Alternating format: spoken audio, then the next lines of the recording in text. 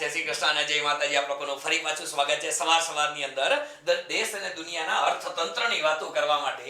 અને આ દેશ અને દુનિયાના અર્થતંત્રની વાતો તો આપણે કરીએ, પણ અત્યારે ફિલહાલ આપણે લોકો ભારતના અર્થતંત્રની વાતો કરી રહ્યા છે. અને એ ભારતના અર્થતંત્રની વાતો છે બટ ઓબ્વિયસ છે, ફેબ્રુઆરી મહિનો છે તો ફેબ્રુઆરી મહિનામાં બજેટની જ વાતો થાય, જાહેર વિત્ત વ્યવસ્થાની જ વાતો થાય. ઘણા ખરાને એવું લાગતું હોય કે નાના સાહેબ ફેબ્રુઆરી મહિનામાં તમે લોકો બીજી કેટલી વાતો કરી, કારણ કે આ મહિનો છે એ પછી જુદા જુદા દિવસો શરૂ થશે હમણાં થોડાક દિવસ પછી, એટલે એના માટે ઘણા બધાને યાદ હોય. પણ અમને લોકોને ઇકોનોમિક્સ વાળા લોકો છે ને, અમને પબ્લિક ફાઇનાન્સ માટે, બજેટ માટે, ટેક્સ માટે, એના માટે આ મંથ વધારે પડતો યાદ આવે. આની અંદર આપણે છેલ્લા 2-3 દિવસથી મિત્રો પબ્લિક ફાઇનાન્સની વાતો કરીએ છીએ. એ પબ્લિક ફાઇનાન્સની અંદર જાહેર આવકની વાતો કરી, આપણે જાહેર ખર્ચની વાતો કરેલી, જાહેર દેવાની વાતો કરેલી હતી. સાથે સાથે આ જાહેર ખર્ચ હોય, આવક હોય, દેવું હોય, જે કોઈ સરકારને ટેક્સની આવક મળે છે, એ ટેક્સની આવક રાજ્યો વચ્ચે કઈ રીતે ફાળવણી કરવી છે એના માટે ગઈકાલે આપણે લોકોએ નાણાં પંચની પણ વાતો કરી હતી, ફાઇનાન્સ કમિશનની વાતો કરેલી હતી, અને સાથે સાથે જુદા જુદા પ્રકારની ડેફિસિટ. યસ મિત્રો, જુદા જુદા પ્રકારની જે ખાધ છે એ તમને લોકોને પરીક્ષાની અંદર અવારનવાર પૂછાય છે. તો આ ખાધની પણ આપણે ચર્ચા કરી હતી. આજે થોડા ઘણા મુદ્દાઓની એવી ચર્ચા કરવી છે. બેઝિક ફંડામેન્ટલ ટોપિક છે, એકદમ નાના એવા મુદ્દા છે, અને કદાચ એવું લાગશે તો આજનો સેશન જે આપણે વહેલો પૂરો થઈ જશે. હા, કે એકદમ નાના મુદ્દાઓની આજે આપણે ચર્ચા કરવી છે. અને એ મુદ્દા આમ તો તમે લોકો પોલિટીના પોઈન્ટ ઓફ વ્યૂથી ક્યાંક ભણી ગયા હશો, પણ જ્યારે આપણે બજેટનું સેશન લઈએ એની પહેલા, યસ, જ્યારે બજેટનું સેશન હશે એ તો YouTube પર મૂકવાના છે આખું બજેટ આ વખતનું. હવે એ સેશનની અંદર ત્યાં પછી આ બધા શબ્દ અત્યારે સમજી છે, આ બધા શબ્દોની સમજૂતી એ પછી ત્યાં નહીં હોય, એ માત્ર ને માત્ર બજેટની જ વાતો કરી છે. એટલે એની પહેલા આ બધું છે મિત્રો, આ મૂડી આવક છે, મહેસૂલી આવક છે, મૂડી ખર્ચ છે, મહેસૂલી ખર્ચ છે, આ બધા બજેટ છે, ખાધ છે, એની ચર્ચા ત્યાં નથી કરવાની. કારણ કે હા, અને આ ચર્ચા ન થઈ હોય ને તો પાછું બજેટ સમજાશે નહીં. એટલા માટે આ તો જોવું ફરજિયાત જ છે, પણ બજેટ વખતે એની ચર્ચા નથી કરવાના. એ બધા શબ્દ જે આપણે બજેટમાં ક્યાંક ને ક્યાંક ટચ થશે એ શબ્દોની આપણે સમજૂતી લઈ લઈએ. ઠીક છે, તો આજે જે થોડા ઘણા શબ્દની આપણે વાતો કરવી છે, એ શબ્દની અંદર સૌથી પહેલો શબ્દ આજે આપણે વાતો કરશું, અને એ શબ્દ એટલે કયો મિત્રો, તો કે કોન્સોલિડેટેડ ફંડ ઓફ ઇન્ડિયા. કયા શબ્દની વાત કરવી છે? Consolidated fund of India. Consolidated fund of India. અને આપણે બધાને ખબર છે કે તમે પોલિટીની વાત કરો તો આર્ટિકલ 266 આવે છે. પછી 1 ને 2 ને બધું આપણે એટલું બધું જોવાનું, પણ કોન્સોલિડેટેડ ફંડ ઓફ ઇન્ડિયા એની વાત કરવી છે. ભારત દેશની સંચિત નિધિની આપણે વાત કરવી છે. ગુજરાતીમાં આપણે આને શું કહીએ છીએ તો કે સંચિત નિધિ. આવો શબ્દ આપણે આપીએ છીએ, સંચિત નિધિ, એટલે કે કોન્સોલિડેટેડ ફંડ ઓફ ઇન્ડિયા છે. CFI તરીકે ટૂંકમાં આપણે ઓળખતા હોઈએ છીએ. આ CFI શું છે ભાઈ? હવે એક વસ્તુ આપણે કીધી કે આપણે 2-3 દિવસથી જે ચર્ચા તો કરીએ છીએ ભાઈ, એ સરકારને આવક થશે, સરકારને ખર્ચા થશે. તો આવકો ખર્ચા બધું છે એની ક્યાંક નોંધ તો કરવી પડે ને પેલા. સરકાર જે આવક થાય છે એ સરકારે પોતાના આવકની નોંધ ક્યાં કરવાની? જો એક પછી એક મુદ્દા કન્ટિન્યુ છે, એટલે આગલા મુદ્દા સમજેલા હોય તો જ આમાં ટપવો પડે. હું ડાયરેક્ટ તમને લોકોને કોન્સોલિડેટેડ ફંડ સમજાવવા માંડું તો તમને ખબર જ નથી કે સાહેબ આમાં આવે શું. હું તો તમને લોકોને કહેવા માંડું કે જો આની અંદર તમામ પ્રકારની ભારત સરકારની આવકોની નોંધ થાય, કે તમામ પ્રકારની, એટલે કે ડાયરેક્ટ ટેક્સની આવક આમાં આવે કે આવે, ઇનડાયરેક્ટ ટેક્સની રકમ આમાં આવે તો કે આવે, તમામ પ્રકારની ટેક્સની રકમની આની અંદર નોંધ કરવામાં આવે. પછી ઓકે, કોઈ પણ પ્રકારની સરકારે લોન આપેલી હોય એના વ્યાજની રકમ હોય તો એ પણ આની અંદર નોંધ કરવામાં આવે. તમને મળે છે લોન કોઈને આપી ને પરત મળી જાય તો એની નોંધ પણ આની અંદર કરવામાં આવે છે.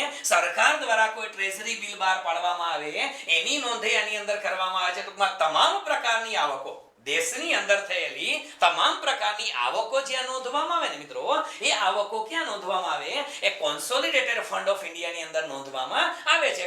આ ફંડની ખાસિયત શું છે? આ આવકો કઈ કઈ છે પછી હું લખાવી દઉં છું, કારણ કે સ્ટેટિક પોર્શન છે. સમજીએ, આ બધી આવકોનો ખર્ચ અહીંયા નોંધવામાં આવે છે. ખાસિયત છે, આની ખાસિયત છે મિત્રો, એ કોન્સોલિડેટેડ ફંડ ઓફ ઇન્ડિયા જે છે એની એક અગત્યની ખાસિયત શું છે એ આપ લોકો પોલિટીમાં ભણી ગયા છો કે આ ફંડમાંથી કોઈ પણ રૂપિયા વાપરવા હોય, સમજો, આ ફંડમાંથી કોઈ પણ રૂપિયા વાપરવા હોય અથવા તો આમાંથી તમારે પૈસા ઉપાડવા હોય તો અહીંયા પૈસા ઉપાડવા માટે ફરજિયાત સંસદની મંજૂરી જોશે. સંસદની મંજૂરી ફરજિયાત છે. જો તમે લોકો સંસદની મંજૂરી ન લ્યો, એટલે કે સંસદની મંજૂરી વગર કોન્સોલિડેટેડ ફંડ ઓફ ઇન્ડિયા એટલે કે સંચિત નિધિમાંથી પૈસા ઉપાડી શકાતા નથી. યસ મિત્રો, તમારે આમાંથી પૈસા વાપરવા હોય તો કમ્પલસરી કોની પરમિશન લેવી પડે?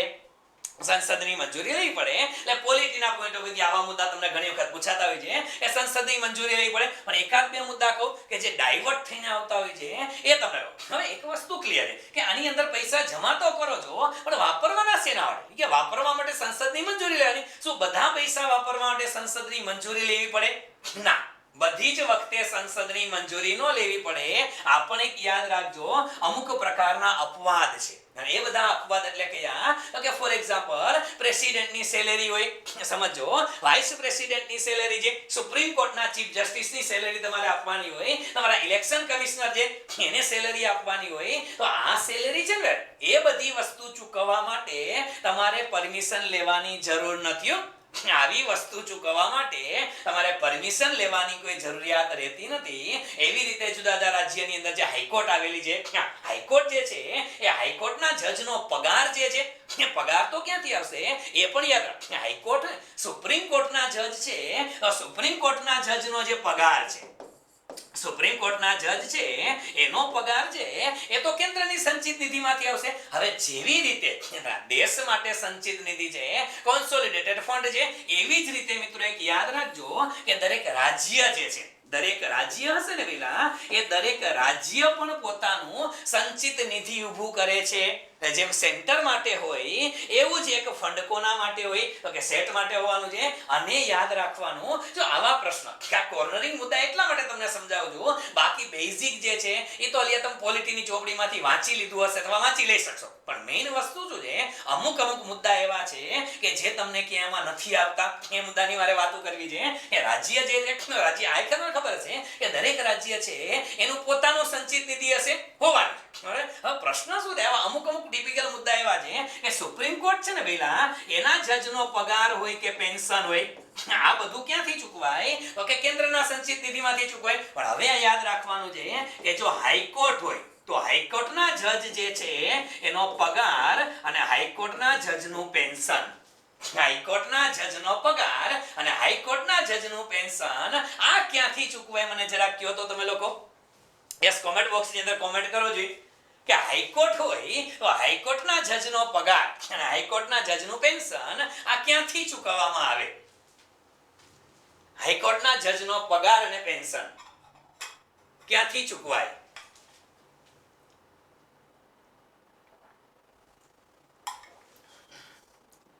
યસ, પેન્શન સેન્ટરમાંથી, સ્ટેટ કોન્સોલિડેટેડ ફંડ સેન્ટરમાંથી.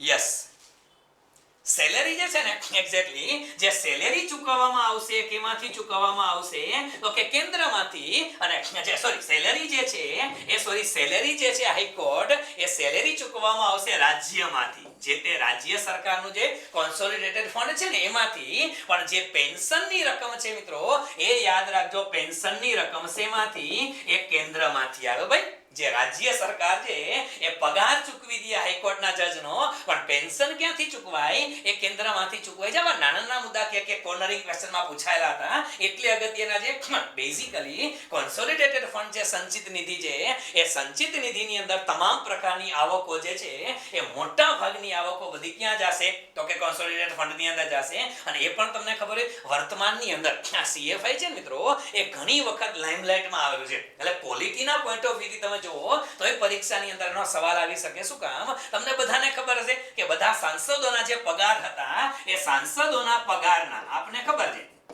સાંસદોના જે પગાર હતા એ પગારમાંથી 30% પગાર એ લોકોને કટ કરેલો છે, આપને ખબર છે.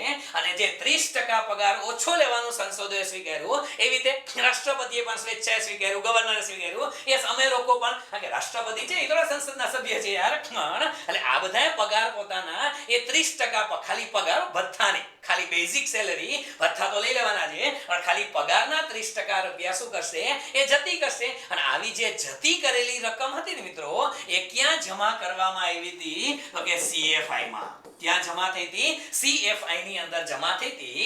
એટલા માટે મુદ્દો લાઇમલાઇટમાં હતો, તો એને પણ યાદ રાખજો. અને ખાસ કરીને બધાને ખબર છે કે જે પ્રધાનમંત્રી જે દરેક સાંસદ જે છે MPLAD જેને આપણે ઓળખીએ છીએ, આ MPLAD નામની જે સ્કીમ હતી, સાંસદો માટેની જે આદર્શ ગ્રામ યોજના બનાવવાની સ્કીમ હતી, એને પણ 2 વર્ષ સુધી શું કરી? સ્થગિત કરી દીધી હતી. અને આ બધા પૈસા વધ્યા, એ બધા જ વધેલા પૈસા ક્યાં નાખ્યા હતા? CFI માં. એટલા માટે પણ મુદ્દો ક્યારેક ટચમાં આવેલો હતો, તો આને આપણે યાદ રાખી લેશું. બીજી આની ખાસિયત છે જ્યારે પૈસા તમે જમા કરા ઉપાડવા માટે કીધું કે ઉપાડવા માટે સંસદની પરવાનગી લેવી પડે.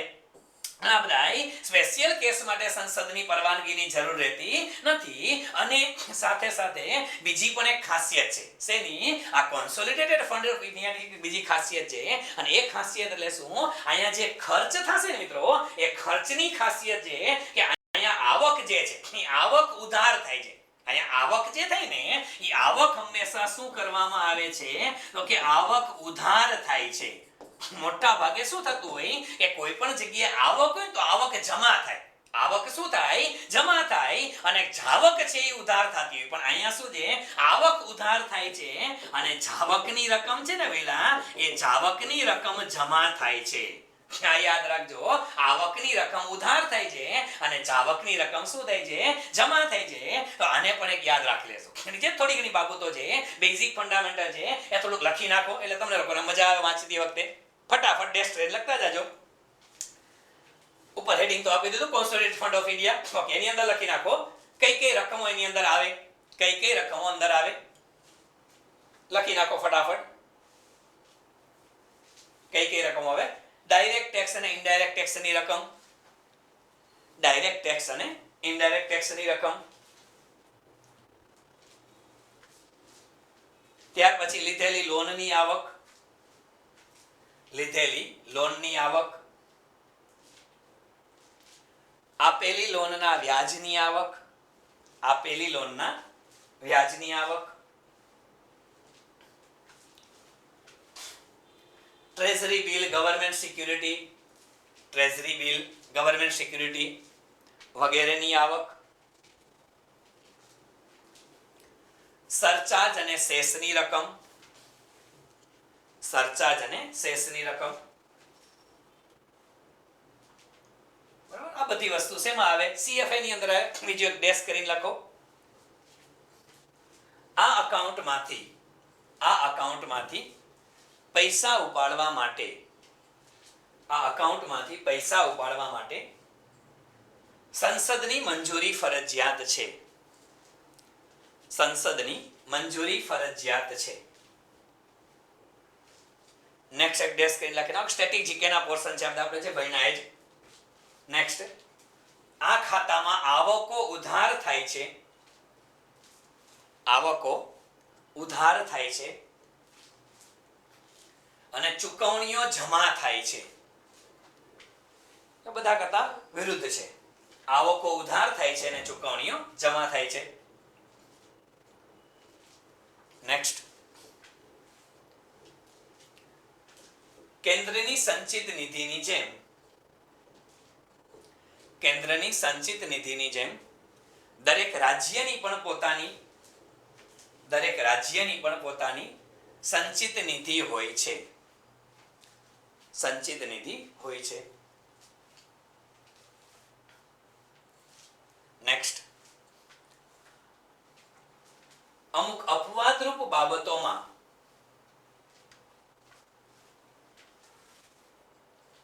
આ ખાતામાંથી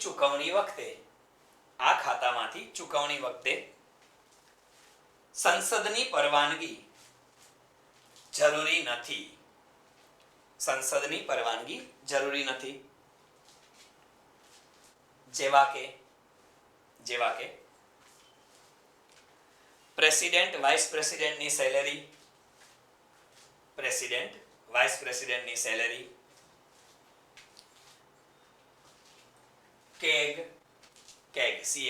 કેગ ઇલેક્શન કમિશન, યુપીએસસી ના ચેરમેન, લોકસભા અધ્યક્ષ, સુપ્રીમ કોર્ટના જજ નું પેન્શન અને પગાર, આનું બે આવી જશે, સુપ્રીમ કોર્ટના જજ નું પેન્શન, પગાર વગેરે. બરાબર, એટલે આ બધા માટે કઈ જરૂરી છે નહીં. નીચે લખવું લખી નાખો મુદ્દો, આપણે લખો દે કે વાંચેલું લખેલું છે વચ્ચે કામ લાગશે. હાઈકોર્ટના જજનો પગાર, હાઈકોર્ટના જજનો પગાર ઘણી બધી વસ્તુ આવે યાદ છે એટલા માટે. હાઈકોર્ટના જજનો પગાર એ રાજ્યની સંચિત નિધિમાંથી થાય, પગાર રાજ્યની સંચિત નિધિમાંથી થાય, અને પેન્શન કેન્દ્રની સંચિત નિધિમાંથી, પેન્શન કેન્દ્રની સંચિત નિધિમાંથી. બરાબર, યસ, ઠીક છે. ઓકે, આગલા મુદ્દા ઉપર છે. બીજું એકાઉન્ટ છે એ આપ લોકોને ખબર છે. અને પહેલું જે એકાઉન્ટ આપણે કીધું કોન્સોલિડેટેડ ફંડ ઓફ ઇન્ડિયા, બીજું એકાઉન્ટ છે એને આપણે શું કહીએ છીએ? તો કે એને આપણે પબ્લિક એકાઉન્ટ કહીએ છીએ. શું નામ આપીએ છીએ? તો કે પબ્લિક એકાઉન્ટ નામ આપીએ છીએ. અને આ એકાઉન્ટ છે એ પણ કઈ છે? તો કે આર્ટિકલ 266 મુજબ જ છે. આર્ટિકલ 266 મુજબ આ પબ્લિક એકાઉન્ટ બનાવવા છે. હવે આપણે કીધું કે મોટા ભાગે ડાયરેક્ટ ટેક્સ ની આવક છે, ઇનડાયરેક્ટ ટેક્સ ની આવક છે, લોન ની વ્યાજની આવક છે, આ બધી વસ્તુઓ, લોન પરતની આવક છે, ટ્રેઝરી બિલ, સરકારની આ બધી આવકો તો કોન્સોલિડેટેડ ફંડમાં છે. આની અંદર શું આવે સાહેબ? પબ્લિક એકાઉન્ટ ફંડ છે એની રકમ જે છે એની અંદર કઈ કઈ રકમ આવે, પેલા એની ખાસિયત તમને લોકોને કહેતો જાઉં કે પબ્લિક એકાઉન્ટ ફંડ છે એની રકમ જે છે, એક કામ કરજો, હવે હું એ લખતો જાઉં, એટલે મારે લખવા મળી પાછી 5 મિનિટ આપણી બગડે ને એવું કંઈક કરીએ, જેથી કરીને હું લખતો જાઉં, તમે સાથે લખતા જાજો, એટલે વળી પાછું સમજાઈને લખાવાની માથાકૂટ નહીં. બરાબર છે? ઓકે, નહીતર મુદ્દા 5-6 જે પૂરા નહીં થાય એટલે આજના દિવસમાં. એટલે પબ્લિક એકાઉન્ટ ફંડ છે એ પબ્લિક એકાઉન્ટ ફંડ ની અંદર કઈ કઈ રકમ આવે તો ખાસ યાદ રાખજો. આની અંદર જે રકમો આવે છે એ તો પેલી કઈ, તો કે પેલી રકમ આની અંદર આવે ડિસઇન્વેસ્ટમેન્ટ ની રકમ. કઈ રકમ આવે? ડિસઇન્વેસ્ટમેન્ટ ની રકમ. એટલે કે કોઈ પણ જાહેર સાહસો હોય એનું ડિસઇન્વેસ્ટમેન્ટ કરેલું હોય તો એની રકમ ક્યાં આવે? એ પબ્લિક એકાઉન્ટ ફંડ ની અંદર આવે. બીજી રકમ આની અંદર કઈ આવે? આ શબ્દથી આપણે લોકો પરિચિત છે, રેમિટન્સ ની રકમ. કઈ રકમ? રેમિટન્સ. જે રેમિટન્સ કોને કહેવાય? પહેલા કે આપણા ભારતના લોકો જે વિદેશની અંદર ગયા, જે વિદેશમાં કમાણી કરે છે અને ભારતમાં પોતાના કુટુંબ કબીલાને, સગા સંબંધીને, એના પેરેન્ટ્સને રૂપિયા મોકલે છે, એને આપણે રેમિટન્સ કહીએ છીએ. અને વિશ્વના સૌથી વધારે રેમિટન્સ મેળવનારો દેશ છે એ ભારત દેશ છે.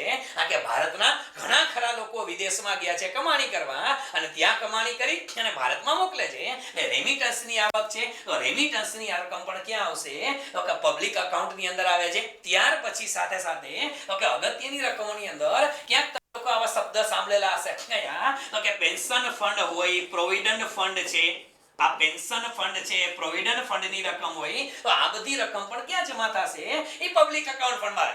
એવી જ રીતે તમારા કોઈ પણ પ્રકારના પોસ્ટલ ઓર્ડર હશે, આ પોસ્ટલ ઓર્ડર માટેની રકમ હોય, કોઈ પણ પ્રકારના મની ઓર્ડર માટેની રકમ હશે તો આવી બધી રકમ છે એ પણ ક્યાં જમા થાય? પબ્લિક એકાઉન્ટ ફંડ ની અંદર જમા થશે. તો આપને ખાસ ઘણી વખત આપને ખબર છે પેલી મનરેગા વાળી રકમ છે, તો મનરેગાની જે રકમ છે ને પહેલા એ મનરેગા ફંડ વાળી રકમ, આ રકમ પણ ક્યાં જમા થશે? પબ્લિક એકાઉન્ટ ફંડ ની અંદર જશે. ઘણી વખત એક ફંડ આવે છે ડિઝાસ્ટર મેનેજમેન્ટ ફંડ. આ ડિઝાસ્ટર મેનેજમેન્ટ ફંડ છે એની રકમ ક્યાં જમા થશે? તો એની રકમ જમા થશે પબ્લિક એકાઉન્ટમાં. તો આપને એમ લાગે કે સાહેબ આ બંને એકાઉન્ટ અલગ અલગ કેમ બનાવે છે? બે ખાતા કેમ અલગ બનાવે? ઓમાં આવક લખવી, આમાં આવક લખવી. હવે આવકોમાં ખબર કેમ પડે? તો આ અલગ બનાવવા માટેના કારણ એક જ છે મિત્રો કે પબ્લિક એકાઉન્ટ છે ને એમાંથી તમારે પૈસા ઉપાડવા હોય. આમાંથી પૈસા ઉપાડવા માટે સંસદની મંજૂરીની જરૂર નથી. સંસદની મંજૂરીની જરૂર નથી રહેતી. આ ખાસ યાદ રાખજો. આ કે કોન્સોલિડેટેડ ફંડ હોય ને પહેલા એમાંથી સંસદની મંજૂરી વગર એક રૂપિયો ઉપડી શકતો નથી. પરંતુ પબ્લિક એકાઉન્ટ છે એની અંદર સંસદની મંજૂરી લેવાની જરૂર નથી. આમાંથી પૈસા સરકાર વાપરી શકે સંસદને પૂછ્યા વગર. એટલા માટે માટે મિત્રો આ પબ્લિક અકાઉન્ટ ફંડ બનાવવામાં આવે છે કે આપણે એમ લાગે કે જે પૈસા ક્યાં વાપરવા છે આ છે તે છે, એટલે પછી હિસાબ તો આપવા જ પડે. એવું નથી વાપરીને પછી કહેવા નહીં, આ વાપરી નાખવાના પછી હિસાબ તો આપવો પડે. પણ અહીંયા આ ખાતામાંથી પૈસા વાપરવા હોય તો તમારે સંસદની પરવાનગી લેવાની કે જરૂરિયાત રહેતી નથી. આ બેઝિક ડિફરન્સ છે શેના વચ્ચે? કોન્સોલિડેટેડ ફંડ વચ્ચે અને પબ્લિક અકાઉન્ટ ફંડ. આ બે ફંડનો બેઝિક ડિફરન્સ છે. પહેલામાં સરકારની પરવાનગી લેવી પડે અને આમાં પરવાનગી લેવાની જરૂર રહેતી નથી. બસ આ બેઝિક ડિફરન્સ આના માટે અગત્યનો છે. એક આને આપણે યાદ રાખીશું. હા, અમુક બાબતો જે છે એને યાદ રાખશું. કયા કયા? ઓકે, ઘણી વખત આની અંદર છે ને પેલો મિડ ડે મીલ, આ મિડ ડે મીલ જે છે ને એના માટેનું આપણે જે છે શેષની રકમ છે, આ મિડ ડે મીલ હોય એ સ્પેશિયલ પ્રકારના શેષ છે. મિડ ડે મીલ છે એ સ્પેશિયલ પ્રકારના કોઈ શેષ હોય. શેષ આપણે અગાઉ સમજી ગયા છે યાર. મિડ ડે મીલ જેવા કોઈ સ્પેશિયલ પ્રકારના શેષ હોય અને એના માટે જો રૂપિયા અલગથી જ રાખ્યા હોય તો આના માટે પરવાનગી લેવી પડે. આના માટે શું કરવું પડે? પરવાનગી લેવી પડે. શું કામ? આ સ્પેશિયલ હેતુ માટે રકમ રાખેલી અલગ હતી અને અલગ રાખેલી છે. મોટા ભાગે આપણે કીધું કે શેષની રકમ છે જમા ક્યાં થાય છે? CFI માં જમા થાય છે. અને CFI માં જમા થતી હોય, હા, ઘણી વખત રકમ છે પબ્લિક અકાઉન્ટમાં જમા કરે છે. પણ પબ્લિક અકાઉન્ટમાં જમા કરે તો પરવાનગીની જરૂર નથી. પણ આવી સ્પેશિયલ રકમ હોય તો પરવાનગી લેવી પડે, કારણ કે આ રકમ ક્યાં આવી ગઈ હશે? CFI માં આવી ગઈ હશે. આટલી વસ્તુ આપણે અમે યાદ રાખશું. અને આના પણ પબ્લિક અકાઉન્ટ છે એની આર્ટિકલ કઈ છે? આર્ટિકલ 266 છે. બે અકાઉન્ટમાં એ બેઝિક ડિફરન્સ, એક જ બેઝિક ડિફરન્સ યાદ રાખવાનો. પહેલામાં સંસદની પરવાનગીની જરૂર પડે અને આમાં સંસદની પરવાનગીની જરૂર ન પડે. પૈસા વાપરવા હોય તો અહીંયા કોઈને પૂછવાનું થતું નથી. એટલે આટલો વસ્તુ છે એ બેઝિક મુદ્દા છે. ત્યાર પછી આવો જ એક ત્રીજો શબ્દ આપણે હારો લઈ નાખીએ અને ત્રીજો શબ્દ છે એનાથી તમે લોકો પરિચિત હશો, કન્ટિન્જન્સી ફંડ. કન્ટિન્જન્સી ફંડ, આવા કન્ટિન્જન્સી ફંડ છે એ શું છે? એ આવે છે આર્ટિકલ 267 મુજબ. કોના મુજબ? આર્ટિકલ 267 મુજબ. આર્ટિકલ 267 મુજબ કન્ટિન્જન્સી ફંડ એટલે શું છે? નામ નહીં ખબર પડે, આ નામ ઉપર જ છે. પેલું સંચિત નિધિ હતી, બીજું પબ્લિક અકાઉન્ટ ફંડ હતું. આ શું છે? કન્ટિન્જન્સી ફંડ એટલે આકસ્મિક ફંડ છે અથવા તો આકસ્મિક નિધિ છે. આ આકસ્મિક ફંડ અથવા તો આકસ્મિક નિધિ છે અને નામ જેવા ગુણ છે. આકસ્મિક ફંડનો ઉપયોગ ક્યારે કરી શકાય? ઓકે, દેશની અંદર કોઈ અકસ્માત થયો હોય અને કેવો અકસ્માત થયો હોય?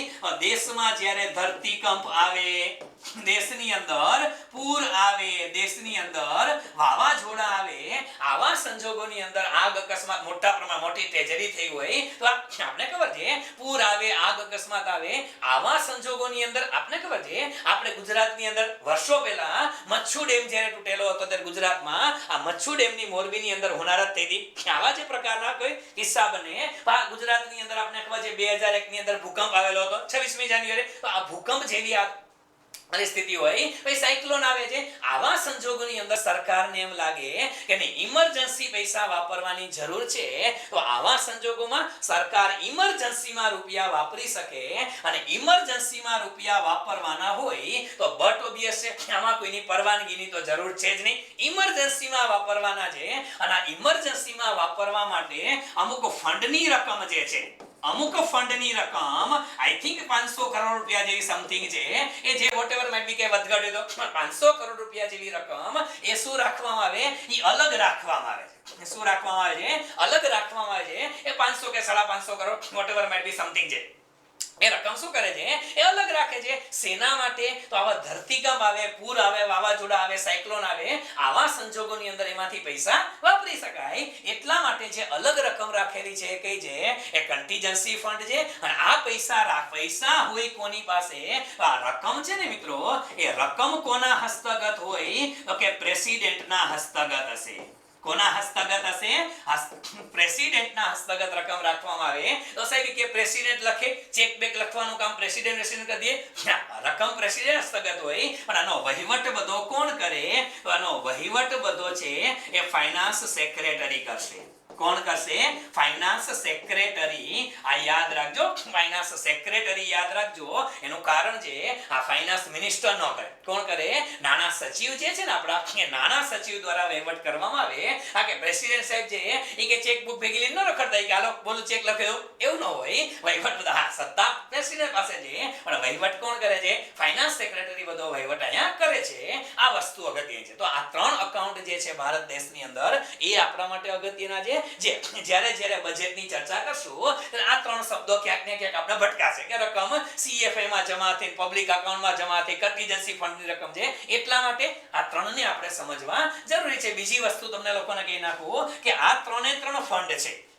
આ 3 ફંડ છે એ પછી કોન્સોલિડેટેડ ફંડ હોય તો પણ ભલે, CFI લખી નાખી, કોન્સોલિડેટેડ ફંડ હોય તો પણ ભલે, એ પછી તમારું પબ્લિક અકાઉન્ટ ફંડ હોય તો પણ ભલે, અને તમારું કન્ટીજન્સી ફંડ હોય તો પણ ભલે. આ 3 ફંડ જે છે એ ફંડ અકાઉન્ટ જે છે, આ 3 અકાઉન્ટની વ્યવસ્થા કોણ કરે? 3 અકાઉન્ટને મેનેજ કોણ કરે? તો આ પણ યાદ રાખજો, કારણ કે જીપીએસસી 1-2 લેવલના વિદ્યાર્થીઓ માટે આવા સવાલ આવી શકે. આ 3 ફંડનું સંચાલન કોણ કરે? તો કે કંટ્રોલર જનરલ ઓફ અકાઉન્ટ કરશે. કોણ કરશે? Controller general of account. કોણ કરશે? કંટ્રોલર જનરલ ઓફ અકાઉન્ટ આનું મેનેજમેન્ટ કરે. એટલે પછી આમાં કહેતા ને આનું ફૂલ ફોર્મ કરવા જાઓ, શોર્ટ ફોર્મ કરો તો CGA થાય. કોણ થાય? CGA. હવે ઓલો કે ગ્રીયો CAG નહીં, આ એક comptroller and auditor general of India, એ તો ઓડિટ કરે છે. હિસાબો આ અકાઉન્ટ મેન્ટેન કરવાનું કામ કોણ કરે? એ CGA કરે છે. આ યાદ રાખી લેજો. અને CGA કોણ? તમે જ્યારે UPSC પરીક્ષા પાસ કરો ને તો જે સિવિલ અકાઉન્ટ સર્વિસીસ આવે છે, પબ્લિક અકાઉન્ટ સર્વિસ, એ અકાઉન્ટ સર્વિસ ની અંદર તમે લોકો સિલેક્ટ થાઓ અને આગળ વધતા જાઓ તો તમને ક્યાં સુધી પહોંચી શકો? CGA સુધી પહોંચી શકો. આ એક સ્પેશિયલ પોસ્ટ UPSC ની પોસ્ટ જ છે. ગ્રુપ A સર્વિસીસ છે. ગ્રુપ A સર્વિસીસ ની અંદર અકાઉન્ટ સર્વિસ જે છે એની અંદર આગળ વધતા તમે ક્યાં પહોંચી શકો?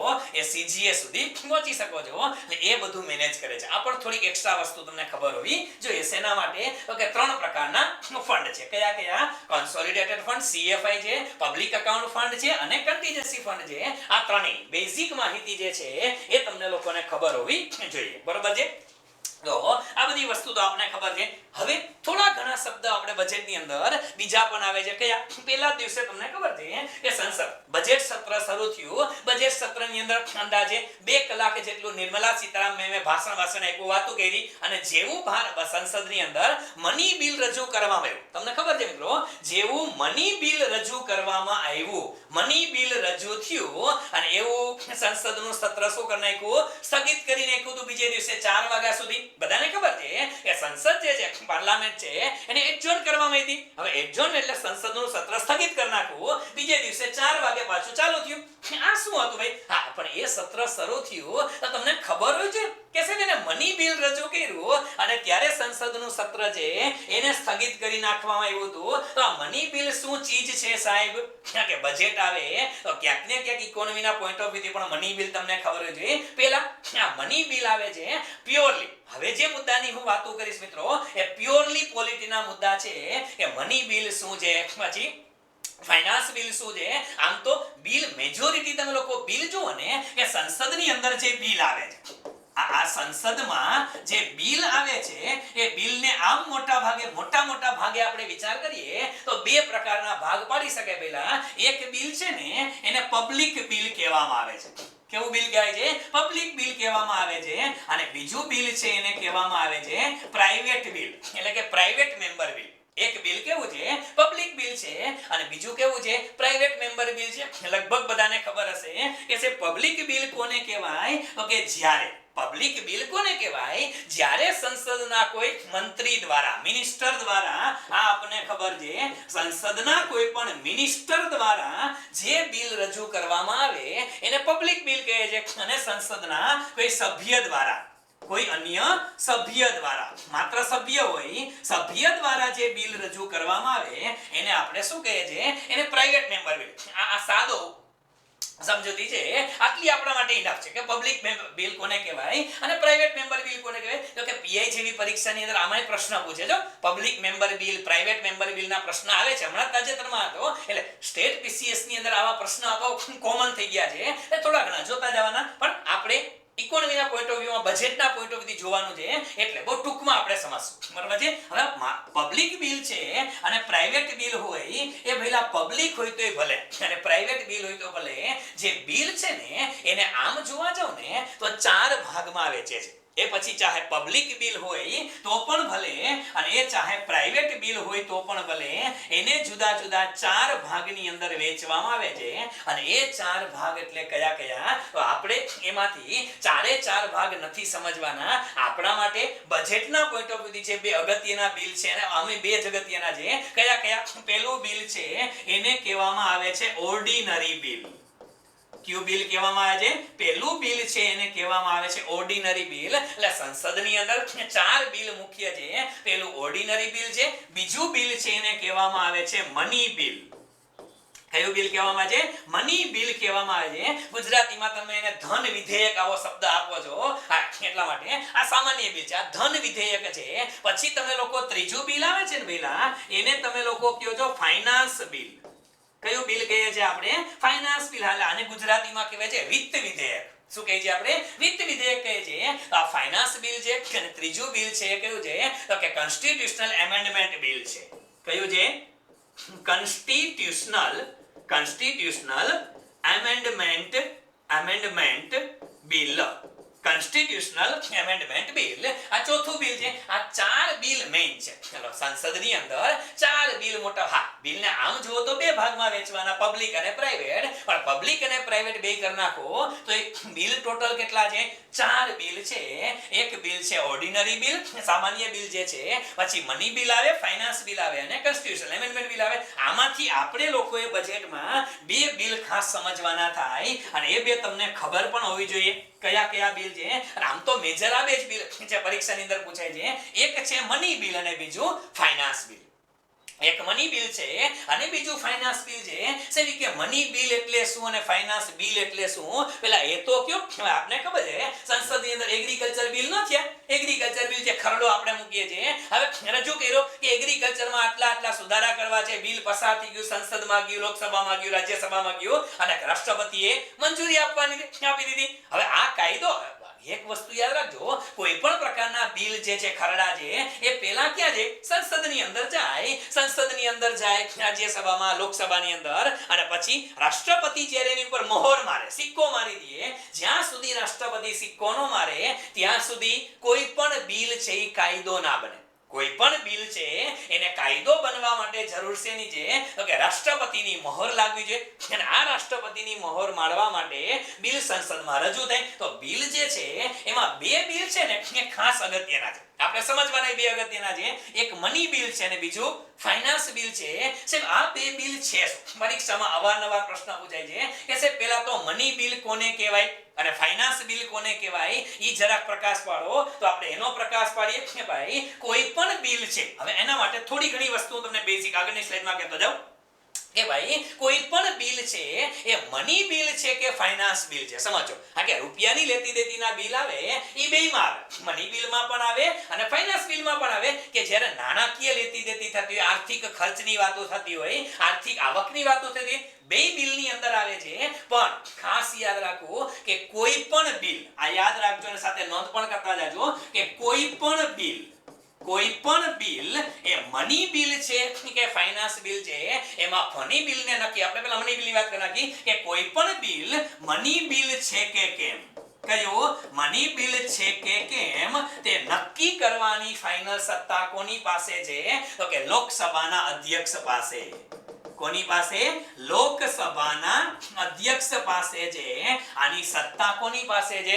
કોઈ પણ બિલ પાર્લામેન્ટની અંદર સંસદમાં રજૂ થાય, સંસદમાં રજૂ થતા બિલને આ ફાઇનલ કોણ કહે કે મની બિલ છે કે ફાઇનાન્સ બિલ છે. અને બંનેની ખાસિયત છે જો એનું કારણ છે કે એક બિલની અંદર આપણે આગળ ચર્ચામાં લેશું કે જોઈન્ટ સેશન બોલાવી શકાય છે, બીજામાં જોઈન્ટ સેશન નથી બોલાવી શકતું, રાષ્ટ્રપતિની પૂર્વ મંજૂરી છે, આ બધું જોશું.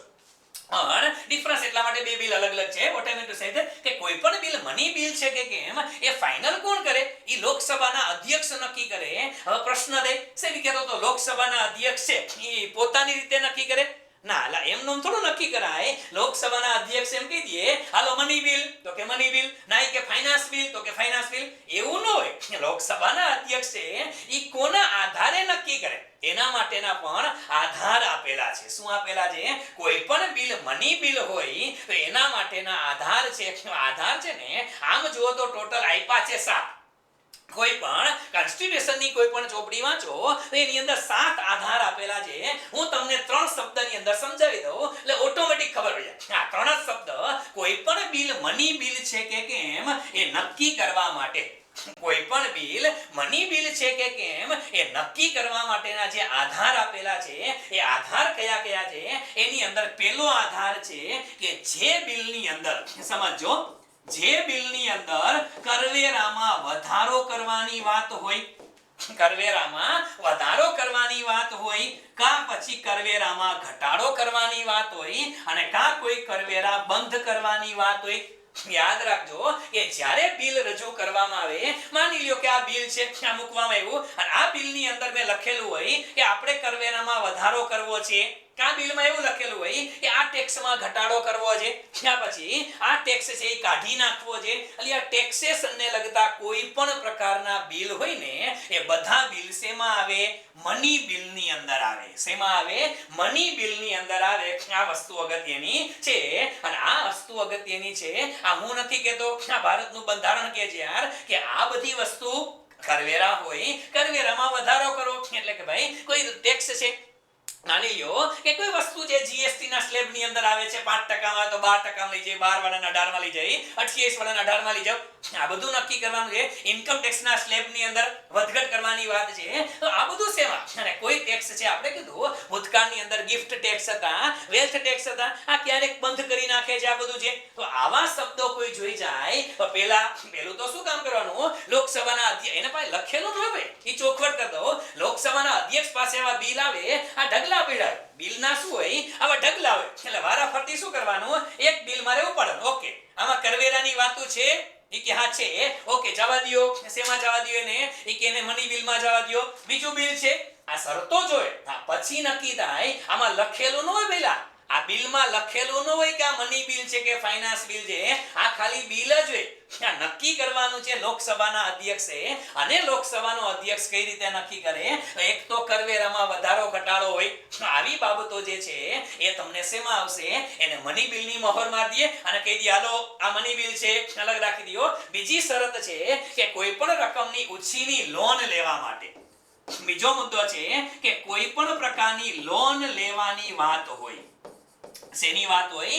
લોન લેવાની વાત હોય તો આ બિલ હંમેશને માટે કયું બિલ ગણાય? મની બિલ જ ગણાય. કે જેમાં લોન લેવા દેવાની વાતો કરતા હોય તો એ બિલ મની બિલ ગણાય. અને ત્રીજો શબ્દ છે મિત્રો કે જ્યારે ભારત દેશના કોન્સોલિડેટેડ ફંડ ઓફ ઇન્ડિયા એટલે CFI માંથી પૈસા ઉપાડવાની વાતો થતી હોય, એવી જ રીતે જ્યારે પબ્લિક અકાઉન્ટ ફંડ જે છે આ પબ્લિક અકાઉન્ટ માંથી પૈસા ઉપાડવાની વાતો થતી હોય કે દેશની અંદર ત્રીજું કયું છે? આકસ્મિક નીતિ, જેને આપણે કન્ટીજન્સી ફંડ કહીએ છીએ. કન્ટીજન્સી ફંડ માંથી રૂપિયા ઉપાડવાની વાપરવાની વાતો થતી હોય. આ 3 ફંડમાં શબ્દ સમજો, આ 3 ફંડમાં કોઈ હરિહંચા કરવાની વાતો આવે ને તો હંમેશને માટે કયું બિલ હોય? મની બિલ જ હોય. આટલું યાદ રાખશું. આ 3 માંથી કોઈ પણ બિલ શબ્દ આવે તો એ બિલ કયું છે? મની બિલ છે. હવે આ 3 મેં એટલે કીધું 3 શબ્દમાં આપણું કામ થઈ ગયું. પેલું કરવેરામાં વધારો ઘટાડો કે કરવેરા બંધ કરવા, બીજું લોન લેવા દેવાની વાત છે, ત્રીજું આ 3 અકાઉન્ટ લઈ લીધા. હવે ટેક્સ્ટ બુક વાંચશો તો ઘણી જગ્યાએ જોવા મળે સંચિત નીતિમાંથી રકમ બહાર કરવી કે ઉમેરવી. પેલા સંચિત નીતિમાં કાંઈ પણ હળી કરવી હોય તો એ હળી થતી હોય ટૂંકમાં એને કયું બિલ કહેવાય? મની બિલ કહેવાય. પબ્લિક અકાઉન્ટમાં હળી થતી હોય તો મની બિલ કહેવાય. પછી કન્ટીજન્સી ફંડમાં હળી થાય તો પબ્લિક બિલ જ છે. એટલે આ 3 શબ્દ લઈ નાખો તો ઇનફ છે. બાકી બધા શબ્દ છે આગળની ચોપડીની જોગવાઈ હું તમને કહું. આમાં લખેલું છે ચોથું, સંચિત નીતિમાંથી નાણાંનો ઉપયોગ કરવો કે ફાળવણી કરવી. આ કીધું તો ખરા. સંચિત નીતિમાંથી નાણાંનો ઉપયોગ કે ફાળવણી એ મેં આને લઈ નાખ્યું. પબ્લિક અકાઉન્ટ ફંડ છે એમાંથી રૂપિયાની ફાળવણી કરવી એ આવી ગયું. આકસ્મિક નીતિમાંથી રૂપિયા વેચવા આવી ગયું. પહેલા ત્રણ શબ્દ યાદ રાખો એટલે 7 જોગવાઈઓ એમનેમ પૂરી થઈ જાય અને કોઈ પણ નાણાકીય આર્થિક લેવડ દેવડની બાબત હોય એ બધું શેમાં આવે? મની બિલ ની અંદર આવે. બસ આ બાબત છે. તો આ મની બિલ માટેની જે કોઈ બેઝિક જોગવાઈઓ છે એ આ છે કે મની બિલ છે એ શું છે? તો કે આ મની બિલ હવે ઘણા ખરાને પ્રશ્ન થાય છે કે મની બિલ છે એની અંદર આ બધી આવી મેટર આવે છે, નાણાકીય લગતી મેટર આવે છે. ઓકે, શરતો છે કે આટલી વસ્તુ જેની અંદર આવે એ મની બિલ છે અને જે મની બિલ નથી, યાદ રાખી લેજો, જે મની બિલ નથી ને એ બધા જ, ખાસ યાદ રાખજો, જે મની બિલ નથી, જે મની બિલ નથી તે બધા જ કયા બિલ છે? તો કે ફાઇનાન્સ બિલ છે. કયા બિલ છે? ફાઇનાન્સ બિલ છે. એટલે યાદ રાખજો કે જે મની બિલ ન હોય એના સિવાયના જે બિલ છે એ બધા કેવા બિલ થઈ જાય? ફાઇનાન્સ બિલ થઈ જાય. અને ઘણી વખત તમે એવા શબ્દ પણ સાંભળેલા હશે મિત્રો કે મની બિલ છે એ ફાઇનાન્સ બિલમાં આવી જાય છે. હા, એનું કારણ છે કે ફાઇનાન્સ બિલ છે ને મિત્રો, આ બે સર્કલ બનાવવામાં ખબર પડી જશે તમને. માની લ્યો કે આ ફાઇનાન્સ બિલ છે. કયા? ફાઇનાન્સ બિલ છે. આ કે ફાઇનાન્સ એટલે રૂપિયાની લેવડ દેવડ એમની આવે છે, પણ એની અંદર એક સ્પેસિફિક ભાગ છે. ફાઇનાન્સ બિલની અંદર એક સ્પેસિફિક ભાગ છે કે આટલી શરતો પૂરી કરે તો એને મની બિલમાં જવા દેવાના. આટલી શરતો પૂરી કરે એને મની બિલમાં જવા દેવાના અને બાકી બધાય ફાઇનાન્સ બિલ તો બધાય છે. ફાઇનાન્સ બિલ બધાય છે એટલે અહીંયા ફાઇનાન્સ બિલ મેં કીધું આખું સર્કલ, આ નાનું સર્કલ છે ને મિત્રો, એની અંદર હું લખી દઉં મની બિલ. શું લખી દઉં? Money bill. એટલે ખબર પડી જાય કે જેટલા ફાઇનાન્સ બિલ હોય ને, મની બિલ આવે શેમાં? ઈ કે ફાઇનાન્સ બિલ ની અંદર જ આવી જશે. મની બિલ શેમાં આવી જશે? ફાઇનાન્સ બિલ ની અંદર જ આવી જશે. હા, એવું ન કે સાહેબ મની બિલ ની અંદર ફાઇનાન્સ બિલ આવી જાય. ના, ફાઇનાન્સ બિલ ની અંદર મની બિલ આવી શકે, મની બિલમાં ફાઇનાન્સ બિલ નો આવે. મોટું સર્કલ ફાઇનાન્સ બિલ નું છે, નાનું મની બિલ નું છે. એકદમ સિમ્પલ લોજિક છે, બીજું આની અંદર કઈ નથી. પ્રશ્ન થાય કે સાહેબ મની બિલ છે એના માટેની બીજી કોઈ જોગવાઈઓ ખરી? તો કે હા, મની બિલ માટેની બીજી બધી જોગવાઈઓ ખરી. અને એ જોગવાઈઓ એટલે કઈ? જસ્ટ વેઇટ, કલર ચેન્જ કરીને આમાં લખી નાખું. મની બિલ માટેની બીજી જોગવાઈ કઈ? મની બિલની ખાસિયત છે કે પેલા તો નક્કી કોણ કરે? આ બિલ મની બિલ છે કે ફાઇનાન્સ બિલ એ નક્કી કોણ કરે? લોકસભાના અધ્યક્ષ. કોણ નક્કી કરે? લોકસભાના અધ્યક્ષ નક્કી કરે. નક્કી થઈ ગયું. ઓકે, પછી શું કરવાનું? તો કે પછી જો કોઈ બિલ મની બિલ હોય તો યાદ રાખી લેજો એ રાષ્ટ્રપતિની પૂર્વ મંજૂરીથી સંસદમાં રજૂ થાય. એટલે કે સંસદમાં રજૂ કરવામાં આવે ને પહેલા, એની પહેલા રાષ્ટ્રપતિની શું લેવી પડે? પૂર્વ મંજૂરી લેવી પડે. કયા બિલ માટે? મની બિલ તમે સંસદમાં, લોકસભા, રાજ્યસભામાં રજૂ કરો ત્યારે પહેલા કોની પરમિશન લઈ લીધી? રાષ્ટ્રપતિની પરવાનગી લઈ લીધી. અને બીજી ખાસિયત આની છે કે આ બિલ છે ને, કોઈ પણ બિલ જ્યારે મની બિલ હોય એટલે આના લગતું કોઈ બિલ હોય તો એ બિલ સૌપ્રથમ લોકસભામાં જ આવે. સૌપ્રથમ એ ક્યાં આવશે? તો કે લોકસભાની અંદર જાય અને લોકસભામાંથી જ ક્યાં જાય? રાજ્યસભામાં. આ ખાસ યાદ રાખજો, જ્યારે મની બિલ હોય એ મની બિલ સંસદના ગમે સદનમાં પેલા નો જાય, એ પેલા ક્યાં જાય? લોકસભામાં જાય અને પછી ક્યાં જશે? રાજ્યસભામાં જાય. હવે બીજી વસ્તુ કે લોકસભામાંથી જ્યારે રાજ્યસભામાં જાય તો આ રાજ્યસભા વાળાએ 14 દિવસમાં, કેટલા દિવસમાં? 14 દિવસમાં પસાર કરવું પડે. સમજો, અત્યારે જે રામાયણ નિર્મલા સીતારામને મની બિલ મૂક્યું છે, એ મની બિલ રજૂ કર્યું, એના ઉપર 14 દિવસની પેલા સંસદ જે છે લોકસભા, એ લોકસભામાંથી પસાર થઈ જાય. લોકસભામાંથી પસાર થઈ ગયું, હવે ક્યાં જાય? રાજ્યસભામાં જાય. અને રાજ્યસભામાંથી પણ કેટલા દિવસમાં? 14 દિવસમાં પસાર થવું જોઈએ. હવે અહીંયા એક જોગવાઈ છે, જો રાજ્યસભા ઈચ્છે તો મની બિલ ઉપર સલાહ સૂચન આપી શકે. શું કરી શકે? સલાહ સૂચન આપી શકે છે. રાજ્યસભા ઈચ્છે તો મની બિલ ઉપર શું આપી શકે? સલાહ આપી શકે કે આમ નો કરાય, આમ કરાય, કરવેરાનો દર આટલો બધો નહીં વધારવાનો, ઓછો કરો, વધારો, આ છે તે છે, આવું કહી શકે. રાજ્યસભા આને ઉપર સલાહ સૂચન આપી શકે, પણ એને માનવું કે ન માનવું, આ અગત્યનું છે. એને માનવા કે નહીં એ સત્તા કોની પાસે છે? એ લોકસભા પાસે છે. એટલે માની લ્યો કે રાજ્યસભામાં ઘણા ડાયા માણસો હોય અને ડાયા માણસોએ કીધું કે ભાઈ આ 5% નો સ્લેબ છે એની જગ્યાએ એને નીલમાં જવા દો. આ ટેક્સ છે એ વધારી દો, આ ઘટાડી દો. આવા સજેશન કેટલા લોકોએ પાસેમાંથી રાજ્યસભામાંથી. ભાઈ માનવા હોય તો માનવા, ન માનો તો આમાં કે ફરજિયાત નથી. યાદ રાખજો, રાજ્યસભા સૂચનો આપી શકે પણ રાજ્યસભાના સૂચનો માનવા માટે લોકસભા બંધાયેલ નથી. ટૂંકમાં ક્યારેક ક્યારેક એવું બની શકે કે લોકસભામાં બિલ પસાર થઈ ગયું, રાજ્યસભામાં ગયું અને રાજ્યસભા વાળે કોઈ સૂચનો આપ્યા ત્યારે ઘણી વખત લોકસભાના મેમ્બરને કહે હા એટલે કે આ તો આપણે ભૂલી ગયા હતા. આવું બની શકે. એ લોકો સ્વીકારે પણ મોટા ભાગે સ્વીકારતા નથી. એટલા માટે કે પછી આમાં તો શું થાય કે અમારી ક્રેડિટ ઓછી થાય. એટલા માટે આ કે ઘણી વખત શું છે ઓલા IMI ના ફોન જેવું થાય આમાં કે એની આમાં તો થોડી મને કે આપણી ક્રેડિટ છે. આ ક્રેડિટ માર્કેટમાં કેટલા વયા ગયા છે. હાલો આવતારીઓ મળવા. એટલે લોકસભા જે છે એ માનવું ન માનવું એ કના ઉપર ડિપેન્ડન્ટ છે, લોકસભા ઉપર ડિપેન્ડન્ટ છે. હવે માની લ્યો કે 14 દિવસમાં રાજ્યસભામાંથી પસાર થઈ જવું જોઈએ. જો રાજ્યસભા 14 દિવસમાં પસાર ન કરે તો મની બિલની ખાસિયત તમને કહું કે જો મની બિલ 14 દિવસમાં લોકસભામાંથી પસાર ન થાય તો 14 દિવસ પછી એ ઓટોમેટિક પસાર થઈ ગયેલું ગણાશે. એટલે આની પાસે કઈ પાવર જ નથી. 14 દિવસમાં ઓટોમેટિક પસાર થઈ ગયેલું ગણવામાં આવશે. આની ખાસિયત છે. શેની? મની બિલની ખાસિયત છે. એટલે 14 દિવસનો એની પાસે સમય છે. તમે હા પાડો તોય ભલે અને ના પાડો તોય ભલે, આમાં તમારાથી કઈ થાય એમ છે નહીં. એટલે માત્ર ફોર્માલિટી જેવું છે. અને પછી આ રાજ્યસભામાંથી પસાર થઈ જાય. એ રાજ્યસભામાંથી પસાર થઈ ગયા પછી બિલ કોના માટે? તો કે રાષ્ટ્રપતિને. કોને? રાષ્ટ્રપતિને મંજૂરી માટે મોકલવામાં આવે.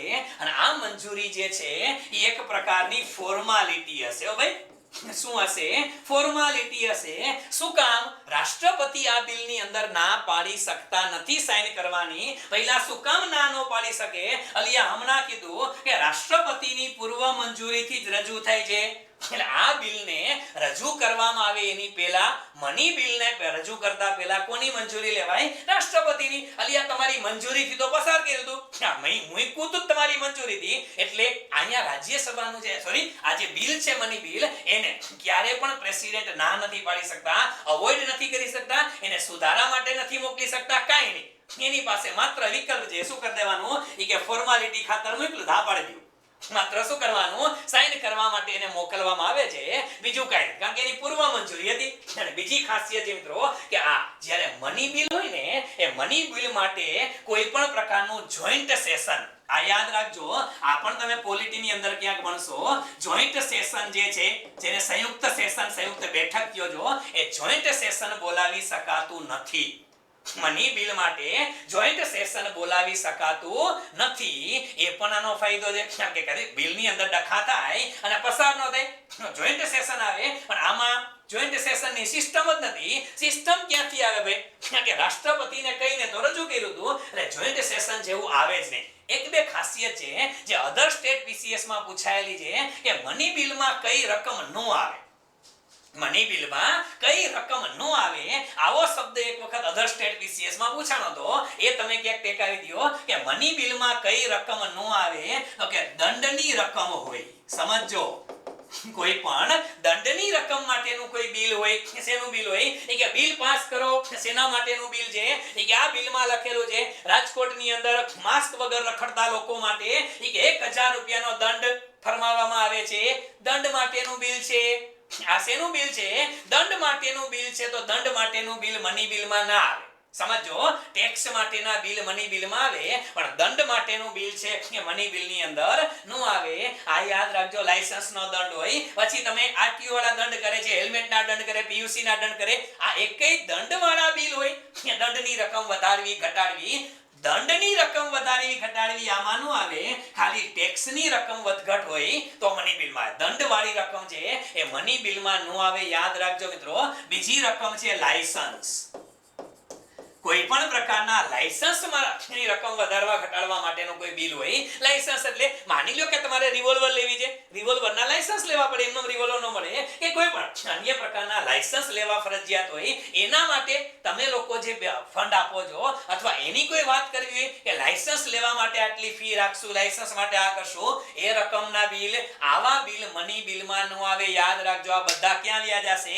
ફાઇનાન્સ બિલમાં. આ ઘણી વખત નાની નાની વસ્તુ છે, અધર સ્ટેટ VCS માં પૂછાયેલો શબ્દ છે એટલે લઈ આવું છું. કદાચ મને એવું લાગે છે કે પોલિટી તમે લોકો ભણો છો અને ભણશો એટલે તમને ખબર જ હશે, પણ છતાં અધર સ્ટેટ VCS માં 3 શબ્દ આવ્યા હતા એટલે તમને કહું છું. એક તો દંડની રકમ, બીજી લાયસન્સની રકમ અને ત્રીજી જે છે એ સ્થાનિક વેરા.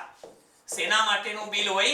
સ્થાનિક વેરા માટેનું બિલ હોય. તો સ્થાનિક વેરા એટલે ઓકે, માની લો કે કોર્પોરેશનના વેરા હોય અને કોર્પોરેશનના વેરા એટલે કે તમને ખબર છે તમારા વિસ્તારની આજુબાજુ શાક માર્કેટ ભરાતી હશે, તમારા ઘરની આજુબાજુ વિસ્તારમાં કે મોટા ગ્રાઉન્ડ હોય, એ ગ્રાઉન્ડની અંદર સર્કસ આવતા હશે. હવે સર્કસ આવે, હવે ઓછા આવે છે. અમારા જમાનામાં સર્કસ થતા, જાદુ આવતા, છોકરાઓ જાદુના ખેલ કરતા, હવે નથી કરતા, હવે બીજા ખેલ કરે છે. પણ સર્કસ આવે, જાદુગરના ખેલ આવે, પછી નવરાત્રી આવે તો નવરાત્રી આવે, લોકમેળો આવે.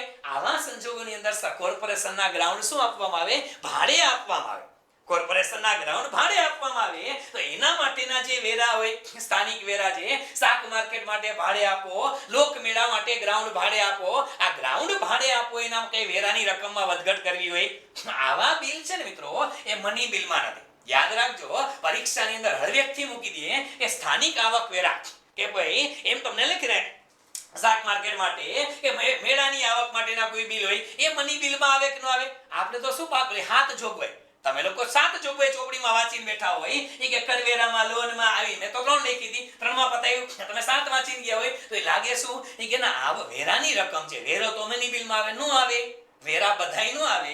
આ ડાયરેક્ટ ટેક્સીસ, ઇનડાયરેક્ટ ટેક્સીસ ના અમુક પોર્શન જે આવે, આ સ્થાનિક વેરો નો આવે. 3 શબ્દ યાદ રાખજો, અધર સ્ટેટ VCS માં પૂછાયેલો શબ્દ છે. તમારા નસીબ સારા હોય તો તમને પૂછી શકાય. પણ what I mean to say is that અગત્યની વસ્તુ, આ મની બિલ છે, કોઈ પણ બિલને મની બિલ કહેવાય કે નહીં એ નક્કી કોણ કરે? લોકસભાના અધ્યક્ષ નક્કી કરે. કઈ શરતોને આધારે? તો કે 3 શરતો છે. આ 3 શરતોને આધારે ખબર પડે કે મની બિલ છે કે કયું બિલ છે. ઠીક છે? તો આટલી વસ્તુ એક તમારા મગજમાં ક્લિયર કટ હોવી જોઈએ. ઓકે, અને સાથે સાથે આપણે કીધું કે આ જે મની બિલ નથી, બાકીના બધા બિલ છે એ બધા કેવા બિલ કહેવાય? એને ફાઇનાન્સ બિલ કહેવાય છે. તો ફાઇનાન્સ બિલ શું છે એની પણ આપણે થોડી ઘણી વાત કરી નાખીએ. હવે 2-3 વસ્તુ છે કે ફાઇનાન્સ બિલ કોને કહેવાય. પેલા મની બિલની વાત કરી, હવે આપણે ફાઇનાન્સ બિલ, એનું કારણ છે કે આ બજેટના કામના, જો પોલિટી નથી બનાવતો, બજેટની અંદર અત્યારે બજેટ સેશન હાલે છે, આપને ખબર છે, એમાં શબ્દનો ઉપયોગ થાય છે. એટલે મારે ભણાવવું હોય તો ખબર પડે ને કે મની બિલમાં શું હતું ને ફાઇનાન્સ બિલમાં શું હતું, એટલે આ કરાવ્યું. બાકી આ વસ્તુ તમે પોલિટીમાં ભણો જ છો એટલે તમને ખબર હશે, બરાબર છે. ફાઇનાન્સ બિલ જે છે એ કોના માટે? તો કે જ્યારે યાદ રાખવું, કોઈ વિકાસના કામ કરવા હોય, કોઈ વિકાસના કાર્યો કરવાના બિલ હોય, એવા બિલ બધા શેમાં આવે? કે ફાઇનાન્સ બિલમાં આવે. અને બીજા શબ્દોમાં કહીએ કે જે મની બિલમાં નો આવે, જે મની બિલમાં નો આવે, એ બધા જ શેમાં આવે? તો કે ફાઇનાન્સ બિલ તો છે. મની બિલમાં નો આવે એ બધા શું છે? એ બધા ફાઇનાન્સ બિલ છે. એની ખાસિયત જે છે એ શું છે? તો કે ફાઇનાન્સ બિલ છે મિત્રો, એમાં 2 ભાગ પડે છે. ફાઇનાન્સ બિલ છે એને કદાચ તમે લોકો વ્યવસ્થિત વાંચેલા હશે, તમને ખબર છે આર્ટિકલ 117 સમથિંગ 1 ને 2 આવું કંઈક આવે છે. આપણે એટલું બધું જાણવું નથી, પણ આર્ટિકલ 117 1-2 મુજબ આવ કંઈક 2 અલગ અલગ ભાગ પડે છે. એમાં જે પહેલા પ્રકારનું મની બિલ એટલે ફાઇનાન્સ બિલ છે, અને બીજા પ્રકારનું છે જે પહેલા પ્રકારનું ફાઇનાન્સ બિલ છે, એની ખાસિયત છે કે એ બિલ રજૂ કરવા માટે રાષ્ટ્રપતિની પૂર્વ મંજૂરી જરૂરી છે. રાષ્ટ્રપતિની પૂર્વ મંજૂરી જરૂરી છે. શેમાં? આ પહેલા પ્રકારનું આવે એમાં રાષ્ટ્રપતિની પૂર્વ મંજૂરી જરૂરી છે. અને બીજી ખાસિયત છે કે આ પ્રકારનું બિલ છે ને એ હંમેશને માટે એ લોકસભાથી પ્રારંભ થશે, અથવા તો સૌથી પહેલા ક્યાંથી રજૂ કરવામાં આવે? લોકસભામાં જ રજૂ કરવામાં આવે. આ પહેલો પ્રકાર છે. બીજો પ્રકાર એવો છે કે આ જે બિલ છે એમાં રાષ્ટ્રપતિની મંજૂરી જરૂરી નથી. રાષ્ટ્રપતિની મંજૂરી જરૂરી નથી. એ બીજા પ્રકારનું ફાઇનાન્સ બિલ છે. અને એ બિલ જે છે એ પહેલા લોકસભા ઓર રાજ્યસભા, લોકસભા ઓર રાજ્યસભા એ ગમે ત્યાંથી શરૂ થઈ શકે, ગમે ત્યાંથી શરૂ થઈ શકે છે. આ બેઝિક ડિફરન્સ છે આ બેયનો છે. અહીંયા આપણે કીધું એટલે આમાં તમે જો કે પહેલા નંબરનું જે કોઈ બિલ છે મિત્રો, એ પહેલા નંબરનું બિલ કયું? Finance bill. એ એક પ્રકારનું ફાઇનાન્સ બિલ છે. એની ખાસિયત કોના જેવી છે? એ કે સાહેબ સેમ ટુ સેમ અમને લાગે છે કે આની ખાસિયત કોના જેવી છે? એ કે સાહેબ આની ખાસિયત મની બિલ જેવી છે. કેવી છે? મની બિલ જેવી ખાસિયત છે. કોની? એક નંબરની. અને આ કે મની બિલમાં શું છે? રાષ્ટ્રપતિની મંજૂરી ફરજિયાત છે. પછી તો કે લોકસભાથી શરૂ કરી શકાય છે. આ બધું કેની ખાસિયત હતી? મની બિલની હતી. પણ હવેની ખાસિયત જે છે એ બંને માટે કોમન છે. અને કોમન મુદ્દા કયા? કે રાજ્યસભા જે છે એ આવા બિલનો અસ્વીકાર કરી શકે. રાજ્યસભા અસ્વીકાર કરી શકે. અસ્વીકાર કરી શકે. અને રાજ્યસભા અસ્વીકાર કરી શકે એટલે મની બિલમાં આપણે કીધું હતું કે રાજ્યસભા અસ્વીકાર કરી જ નથી શકતી. એ સ્વીકારે કે ન સ્વીકારે 14 દિવસમાં પસાર થઈ ગયેલું ગણાશે. અહીંયા રાજ્યસભા અસ્વીકાર કરી શકે છે. અને જો રાજ્યસભા અસ્વીકાર કરે, નિયમ છે મિત્રો કે આ ફાઇનાન્સ બિલ છે એ 75 દિવસમાં રજૂ થયાના 75 દિવસમાં બંને સદનમાંથી પસાર થઈ જવું જોઈએ. હવે રાજ્યસભા વિરોધ કરે અને આને પસાર ન થવા દે તો આવા સંજોગોની અંદર પ્રેસિડેન્ટ દ્વારા, રાષ્ટ્રપતિ દ્વારા જોઈન્ટ સેશન બોલાવવામાં આવે. રાષ્ટ્રપતિ દ્વારા જોઈન્ટ સેશન જે છે એને બોલાવવામાં આવે છે. એટલે ભારતમાં દહેજ પ્રતિબંધક કાયદો હતો, આવા 2-3 બિલ હતા કે જે 2-3 બિલ માટે ભારતમાં પણ ભૂતકાળમાં જોઈન્ટ સેશન બોલાવવામાં આવેલા હતા. એટલે બધા અલગ અલગ છે. પણ મેઈન વસ્તુ એ છે કે આ જે બિલ છે, ફાઇનાન્સ બિલ જે છે, એના માટે જોઈન્ટ સેશન, સંયુક્ત બેઠક આપણે જેને કહીએ છીએ, લોકસભા રાજ્યસભાની સંયુક્ત સેશન, આ સેશન બોલાવી શકાય છે. શેમાં? ફાઇનાન્સ બિલમાં. જ્યારે મની બિલની અંદર જોઈન્ટ સેશન બોલાવી શકાતા નથી. એટલે આ બે શબ્દ છે એને પણ આપણે બજેટ પહેલા સમજવા જોઈએ કે સાહેબ મની બિલ કોને કહેવાય અને ફાઇનાન્સ બિલ કોને કહેવાય. અને આ શબ્દ જે છે એ તો તમને લોકોને શેના માટે? તો કે આ બે શબ્દ છે તમને પોલિટી માટે પણ કામ લાગવાના છે. બરાબર છે. અને બીજી વસ્તુ જે છે કે અહીંયા જે રાષ્ટ્રપતિની મંજૂરીની જરૂર નથી એ બિલ જે છે એને રાષ્ટ્રપતિને એમ લાગે તો આવા બિલ જે છે એ રાષ્ટ્રપતિ પુનઃ વિચારણા માટે, શેના માટે? પુનઃ વિચારણા માટે મોકલી શકે.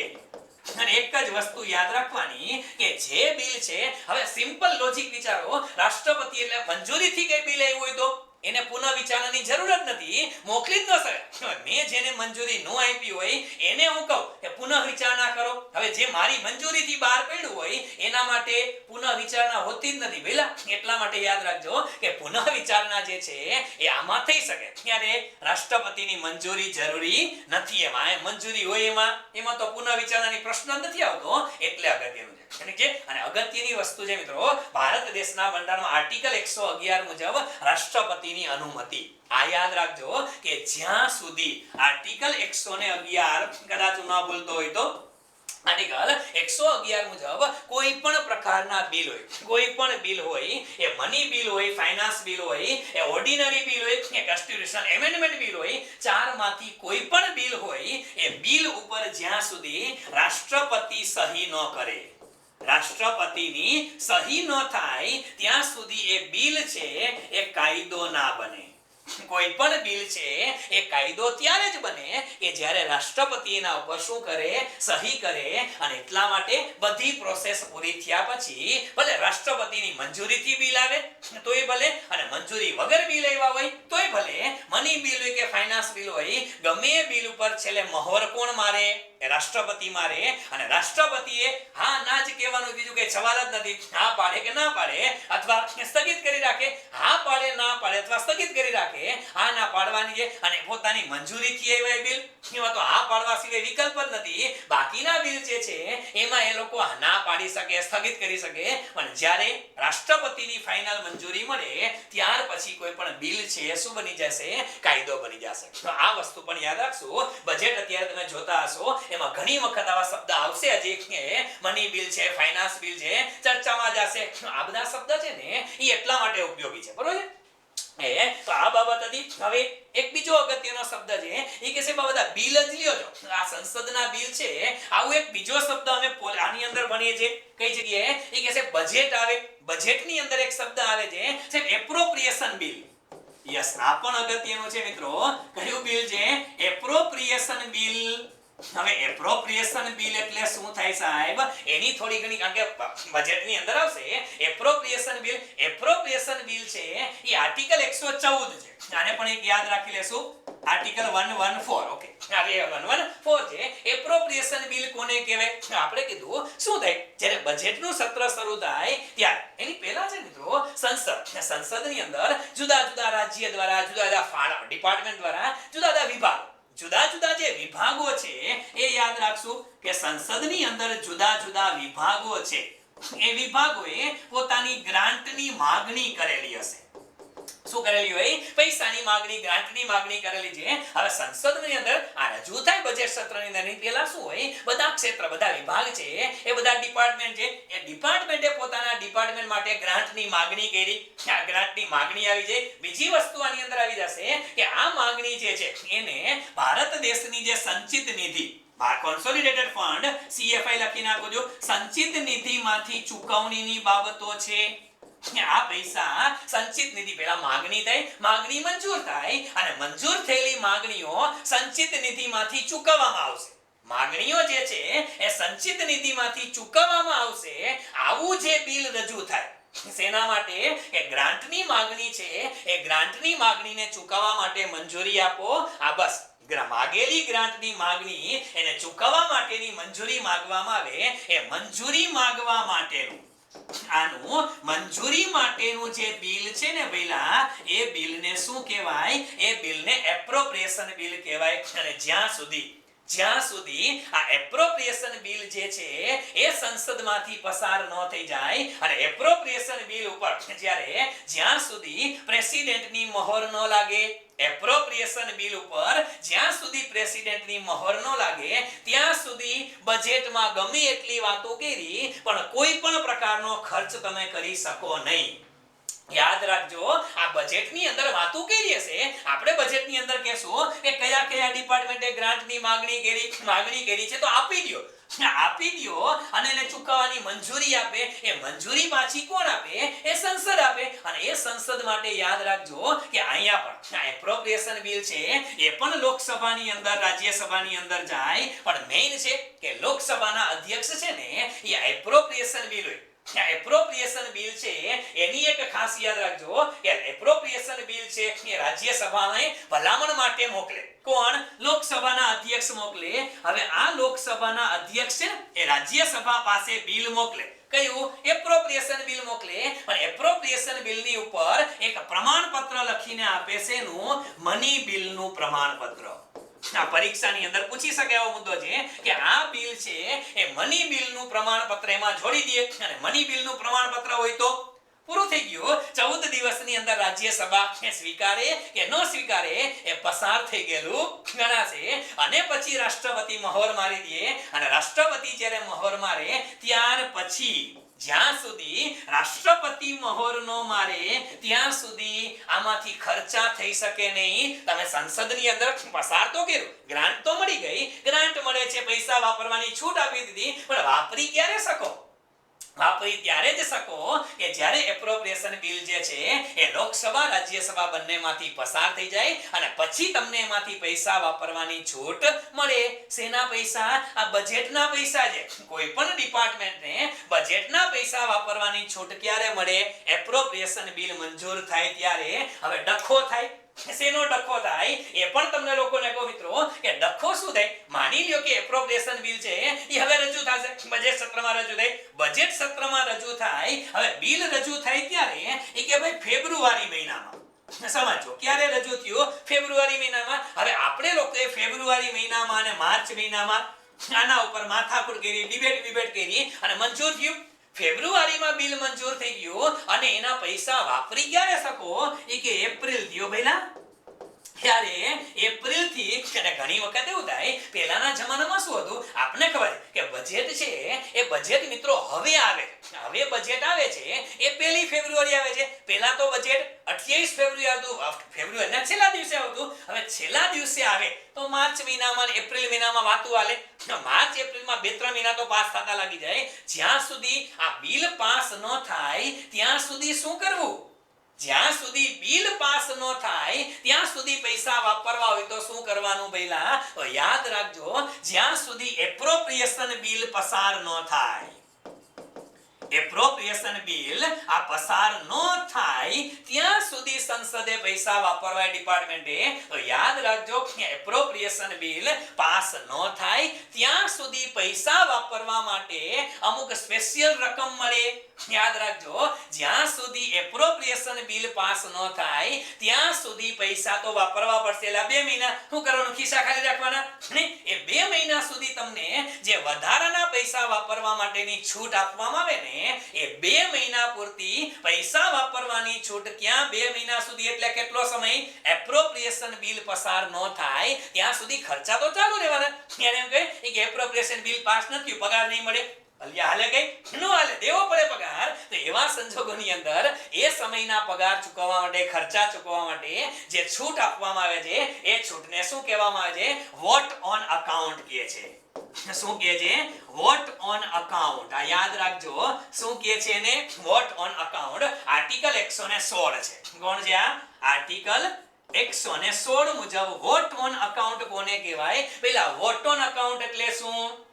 જ્યાં સુધી એપ્રોપ્રિએશન બિલ પાસ ન થાય ત્યાં સુધી સંસદને ખર્ચા કરવા માટે જે છૂટ આપવામાં આવે, અને આ કેટલી છૂટ છે? એ મોટા ભાગે ખર્ચના 1/6 ભાગ 1/6 એટલે 2 મહિના છૂટ. 2 મહિના પૂરતી છૂટ આપવામાં આવે, અને છૂટ આપે એને શું કહેવાય?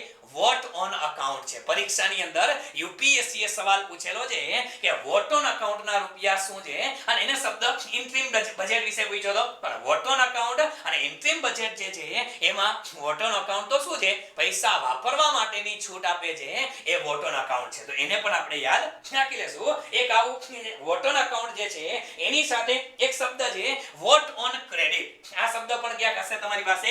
Vote on credit. Vote on credit આવો શબ્દ પણ ક્યાંક સાંભળેલો હશે કે વોટ ઓન ક્રેડિટ શું છે? વોટ ઓન ક્રેડિટ પણ એવું છે કે જ્યારે કોઈ પણ પ્રકારના આકસ્મિક ખર્ચા ચૂકવવા હોય. કેવા ખર્ચા? આકસ્મિક ખર્ચા ચૂકવવા માટે જે છૂટ આપવામાં આવે.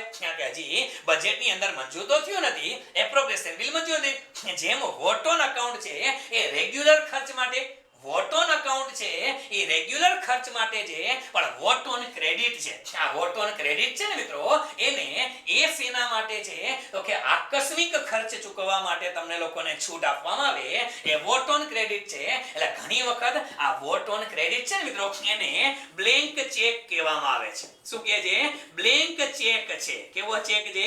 બ્લેન્ક ચેક છે. શું કામ? કે જ્યારે આકસ્મિકતા હોય ત્યારે તમને એના માટે પૈસા વાપરવાની છૂટ આપે છે. આવા નાના નાના કેચવર્ડ પણ પરીક્ષામાં પૂછાય છે કે વોટ ઓન એકાઉન્ટ શેના માટે છે, વોટ ઓન ક્રેડિટ શેના માટે છે. તો આ બજેટની જ ટર્મિનોલોજી છે બધી, કે જ્યારે તમે બજેટની વાતો કરતા હોય તો એની પહેલા, કારણ કે બજેટમાં આપણે કીધું સંસદનું સત્ર સાંભળવાનું, યાર મજા આવશે. સત્ર સાંભળતા હશો તો આ શબ્દ તમને ભટકાશે, અને ભટકાય અને ઉપરથી ન જઈને એટલા માટે આ બધી વસ્તુની અંદર આપેલી છે. તો આ વસ્તુ પણ તમારા મગજમાં એકદમ ક્લિયર કટ ગોઠવાઈ જવી જોઈએ. ઠીક છે? ઓકે, તો આ બધા બેઝિક ફંડા હતા મિત્રો. શેના માટેના? એકદમ બેઝિક ફંડા છે. તમે લોકો જ્યારે બજેટ ભણતા હોય ત્યારે તમને લોકોને ખબર હોવી જોઈએ. આ એ બધા મુદ્દા છે. હવે ઘણા લોકોને લાગે કે બજેટ ભણતી વખતે અમને તો એવી માહિતી મળેલી છે કે બજેટ ભણતી વખતે તમને ખબર હોવી જોઈએ. એ કે સાહેબ શું ખબર હોવી જોઈએ? એ કે ભારત દેશના બંધારણમાં બજેટ શબ્દનો ઉલ્લેખ નથી. કે સાચું બોલો છો સાહેબ? હા સાહેબ, કે અમે ક્યાંક વાંચેલું હતું કે ઉલ્લેખ નથી. તો પેલા સાચું વાંચ્યું છે કે ભારતના બંધારણમાં બજેટ શબ્દનો ઉલ્લેખ નથી. એમાં શું છે? એન્યુઅલ ફાઇનાન્સિયલ સ્ટેટમેન્ટ છે, વાર્ષિક વિતરણ જે છે એ શબ્દ આવે છે. હવે એન્યુઅલ ફાઇનાન્સિયલ સ્ટેટમેન્ટ આવો, હવે આ બધા સ્ટેટિક જીકેના પોર્શન છે. એટલે હું ઘણી વખત કહેતો હોઉં છું કે જો તમે તલાટીની પરીક્ષા આપો, ક્લાસ 3 ની પરીક્ષા આપો છો, તો એની અંદર આવા શબ્દ આવે, ભારતના બંધારણમાં બજેટ શબ્દનો ઉલ્લેખ નથી, એની જગ્યાએ કયો છે? એન્યુઅલ ફાઇનાન્સિયલ સ્ટેટમેન્ટનો ઉલ્લેખ છે. વાર્ષિક વિતરણનું પત્રક, આર્થિક પત્રક જે છે એ રજૂ કરે. હવે એ કઈ મુજબ? તો બધાને ખબર છે પહેલા. હવે ઈ મારે તમને કહેવું પડે કે ભાઈ ભારતનું બજેટ છે ને એ કેન્દ્ર સરકારના બજેટની વાતો આર્ટિકલ 112 માં છે, રાજ્ય સરકારનું બજેટ છે એની વાતો એ કે આર્ટિકલ 202 માં છે. હું નથી માનતો કે આવું તમને કહેવાની જરૂર પડે. તો આ બધા મુદ્દા છે એ બેઝિક મુદ્દા છે, સ્ટેટિક જીકે છે. કેવું છે? સ્ટેટિક જીકે છે કે ભાઈ આર્ટિકલ એક તમને લોકોને આવા શબ્દ માત્ર લખી દઉં અને સમજતા, કારણ કે સ્ટેટિક જીકે વાળા પોર્શન જે મને ખબર તમે વાંચી લેશો. એક શબ્દ આવે કે ભાઈ annual financial statement. Annual financial statement આ શબ્દ બંધારણમાં છે, બજેટ શબ્દ નથી. એક વસ્તુ એ ખબર હોવી જોઈએ. બીજી વસ્તુ તમને ખબર હોવી જોઈએ કે ભાઈ કેન્દ્ર સરકાર છે તો કેન્દ્ર સરકારના બજેટની વાતો એ કે આર્ટિકલ 112 માં છે, અને રાજ્ય સરકાર હોય તો રાજ્ય સરકારના બજેટની વાતો છે એ આર્ટિકલ 202 ની અંદર છે. ત્યાર પછી એ સાહેબ જૂના જમાનાની અંદર બજેટ હતું. હવે ભારતનું ભાઈ અંગ્રેજો વખતે ભારતમાં બજેટ 1860 ની અંદર કોને રજૂ કરેલું હતું? સ્વતંત્ર ભારતનું પહેલું બજેટ ષણમુખમ શેટ્ટીએ રજૂ કરેલું હતું. આ બધા મુદ્દા છે એને તમે લોકો ક્યાંક સ્ટેટિક જીકેની સારી ચોપડી હોય એની અંદરથી આ વાંચી લેજો. આ કે ખાલી વાંચવાના છે, પરીક્ષામાં લગભગ આવું હવે તો નો પૂછાય 1 2 લેવલ યાર, એટલે એની બહુ જરૂરિયાત નથી. આ પણ વાંચજો ખરા એ પહેલું બજેટ કોને બહાર પાડ્યું હતું, પછી પ્રજાસત્તાક ભારતનું પહેલું બજેટ કોને બહાર પાડેલું હતું. આવા શબ્દ ક્યાંક આવે, ક્યાંક જોન મથાઈ આવા શબ્દ તમને કાને વળગતા હોય એ સાચા છે. ષણમુખમ શેટ્ટી છે, જોન મથાઈ છે, આવા શબ્દ એ મગજમાં હેમરિંગ કરી આના છે તો એને થોડા ઘણા કરી નાખજો. બીજું પહેલાના જમાનામાં બજેટ છે એ સાંજે રજૂ થતું.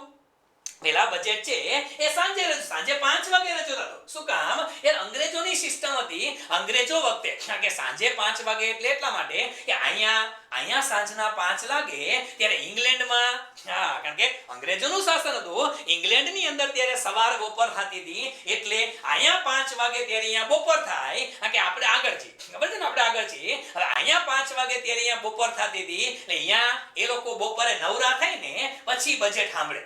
એટલે એ સિસ્ટમ હતી. પછી ધીમે દેશ આઝાદ થઈ ગયો તોય આમ ન હાલતું. આઝાદ થઈ ગયા પછી આવ્યું, પછી કોઈક તમારા જેવો કોઈ વ્યક્તિ હોય જેને કઈ ખબર પડતી હોય ને કીધું હોય છે ભાઈ એ હાંજે હું કામ કરો છો, એ તો અંગ્રેજો એના હાટુ હાંજે રાખતા. આપણે તો સવારે રાખો, કે રાખો સવારે. પછી સવારે 11 વાગે રજૂ થવા માંડ્યું. પેલા ચામડાના બેગમાં લઈ આવતા હતા, હવે બેન આવ્યા, નિર્મલા બેન આવ્યા તો કાગળના કપડામાં લઈ આવે છે, ખાતા વહીકો અને લે છે. અને હવે તો કવરમાં લેવા. શું કામ? કારણ કે આ વખતે પેપરલેસ બજેટ હતું, તો એ પણ આપણા મગજની અંદર આવા અમુક સ્ટેટિક જીકે છે એ તમને પરીક્ષામાં આવી શકે. એ પેપરલેસ બજેટ છે અથવા વહી ખાતામાં ક્યારથી લેવા માંડ્યા હતા એ તો નિર્મલા બેને રજૂ કર્યું. બાકી ત્યાં લગી તો ચામડામાં થેલામાં લઈ આવતા હતા.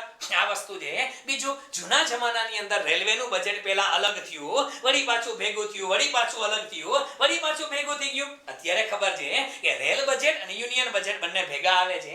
આ પણ સ્ટેટિક જીકે ના પોર્શન છે. એ પણ તમને લોકોને થોડી ઘણી માહિતી હશે, એ વાંચો તો ખબર પડી જશે. બીજી વસ્તુ જે છે કે બજેટ છે એ પહેલા ફેબ્રુઆરીના એન્ડમાં રજૂ થતું હતું અને હવે ફેબ્રુઆરીની શરૂઆતમાં રજૂ કરવામાં આવે છે. એટલે આ બધા મુદ્દા છે એ તમને લોકોને ખબર હોવી જોઈએ. એટલે એ બધા મુદ્દાની આપણે ચર્ચા નથી કરતા. હા, ક્યારેક આ જે બજેટ બનતા હતા એ બજેટની અંદર પછી ઘણા લોકો કે પાછા કે બજેટમાં આંકડા કયા હોય?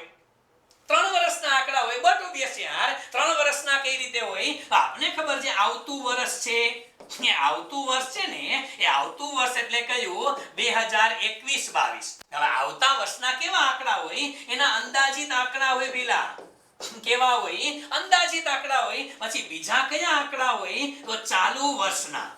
કયા હોય? ચાલુ વર્ષના. એટલે ચાલુ વર્ષ એટલે કયું? 2021. અને ચાલુ વર્ષના કેવા આંકડા હોય? તો ચાલુ વર્ષના સુધારેલ આંકડા હશે. કેવા હશે? જે એસ્ટિમેટેડ હોય ને, એ એસ્ટિમેટેડ ની અંદર રિવાઇઝ્ડ થયેલા આંકડા. કેવા? રિવાઇઝ્ડ આંકડા. જે ગયા વર્ષના બજેટમાં આપણે મૂક્યા હતા એ બજેટ મુજબ રિવાઇઝ્ડ થયેલા આંકડા. એ વખતે કીધું આટલું થશે. કેટલું થયું? એ બધું આની અંદર થવાની શક્યતા છે. રિવાઇઝ આંકડા. કારણ કે ત્યારે ટાર્ગેટ રાખ્યો હોય કે જીડીપી ગ્રોથ રેટ 9% થશે. પછી અત્યારે કહી દઈએ કે એ વખતે આપણે નક્કી કરેલું હતું, પણ કોરોના આવ્યો ને એટલે હવે જીડીપી ગ્રોથ રેટ માઈનસમાં જશે. આવા ખાસ લખજો. રિવાઇઝ્ડ આંકડા છે ચાલુ વર્ષના, એ પણ બજેટની અંદર હોય. અને ગયા વર્ષના. કેવા? ગયા વર્ષના એટલે કે 2019-20 ના ફાઇનલ આંકડા હોય. કયા આંકડા? ફાઇનલ આંકડા. કે 2019-20 તો પૂરું થઈ ગયું, એની અંદર રિયલ શું થયું? અંદાજપત્રમાં જે હતું એ રિયલમાં શું થયું? એ આંકડા. એટલે આ વર્ષે જે બજેટ આવ્યું ને પેલા, કયો 21-22 નું બજેટ. એ 21-22 ના બજેટમાં આંકડા કેટલા વર્ષના હોય? 3 વર્ષના હોય. આ તમને ખબર હોય છે. આવા અમુક મુદ્દા છે એને ધ્યાનમાં રાખવાના છે. બાકી જૂના જમાનાની અંદર ઘણી વખત આપણે આવા શબ્દ સાંભળેલા હતા, મિલેનિયમ બજેટ. આવા શબ્દ તમે સાંભળ્યા છે, મિલેનિયમ બજેટ છે. ઘણી વખત બ્લેક બજેટ આવા નામ આપેલા હતા. ઘણી વખત જે બજેટ છે એને ડ્રીમ બજેટ કીધું હતું. તો ડ્રીમ બજેટ શું છે, મિલેનિયમ બજેટ. એટલે આ કોઈ બજેટના પ્રકાર નથી. પહેલા ડ્રીમ બજેટ, મિલેનિયમ બજેટ 2000 ના વર્ષમાં આવ્યું હતું. ડ્રીમ બજેટ ચિદમ્બરમે લોકોને રાજી કર્યા હતા, ટેક્સના સ્લેબમાં ઘટાડો કર્યો, એને ડ્રીમ બજેટ કહેતા હતા. તો આ બધા બજેટ છે એના નામ આપ્યા છે, લોકોએ નામ આપ્યા છે. એને ક્યાંક ટેકા હોય તો ટેકાવી નાખો માત્ર. પછી આપણે બજેટની ચર્ચા એ સ્પેશિયલ સેશન બજેટનો છે એની અંદર આ વખતના બજેટની કરશું. બરાબર, માત્ર 2 કલાકના સેશનની અંદર ઇનફ ટાઈમ પીરિયડ છે, થઈ જશે. એક સેશનની અંદર આપણે ઇકોનોમિક સર્વેની વાતો કરશું. ઇકોનોમિક સર્વે અને બજેટ એના ઉપર પીએચડી નથી કરવાનું તમારે મારે કોઈએ. કે એનામાંથી વધીને 3-4 પ્રશ્ન પૂછાય અને 3-4 પ્રશ્ન માટે આખું બજેટ વાંચો, આખો ઇકોનોમિક સર્વે વાંચો. આવા ગાંડા વેડા કરવા નહીં. બરાબર છે? 3-4 પ્રશ્નો માટે જેટલું મહેનત થતી હોય ને એટલી જ કરવાની. આમાં ખોટું હરખ પદુડું થવાનું નહીં. 2-4 શબ્દ સ્ટેટિક જગ્યાએ લખી નાખો, લખી નાખો જે અગત્યના છે. લગભગ તો વાંચેલા હશે આ બધા. 1955-56 સુધી 1955-56 સુધી બજેટ માત્ર અંગ્રેજીમાં છપાતું.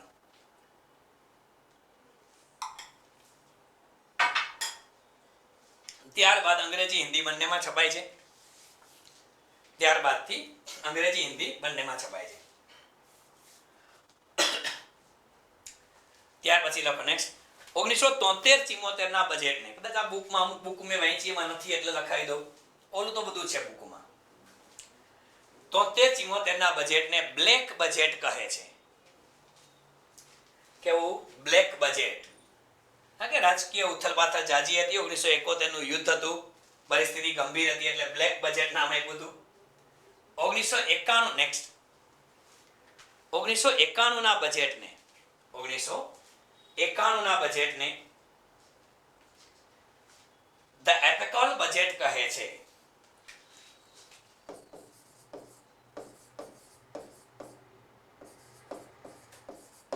The apical budget. Apocal, sorry, apocal. The apocal budget કહે છે. કે ભયંકર બજેટ હતું. શું કામ? 91 ની અંદર એલપીજી પોલિસી લેવા એટલે કોઈને ગમ્યું નહોતું.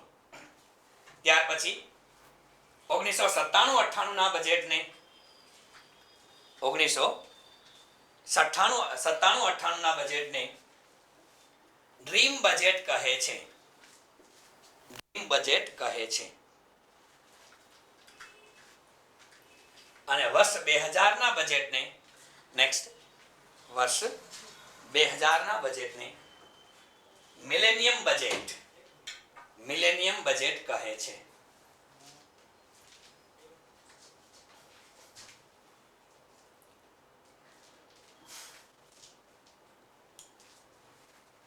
અને 3 લોકો એવાય છે કે જે લોકો એઝ અ પીએમ બજેટ રજૂ કરે. લખી નાખો. આ એક જ ખાનદાનના બધાય છે, 3 લખો. જવાહરલાલ નહેરુ, એના દીકરી ઇન્દિરા ગાંધી અને એના દીકરા રાજીવ ગાંધી. આ ત્રણેય, જવાહરલાલ નહેરુ, ઇન્દિરા ગાંધી અને રાજીવ ગાંધી એ ત્રણેય એઝ અ પીએમ બજેટ રજૂ કરનાર વ્યક્તિઓ છે. એઝ અ પીએમ એ લોકોએ બજેટ રજૂ કરેલું હતું.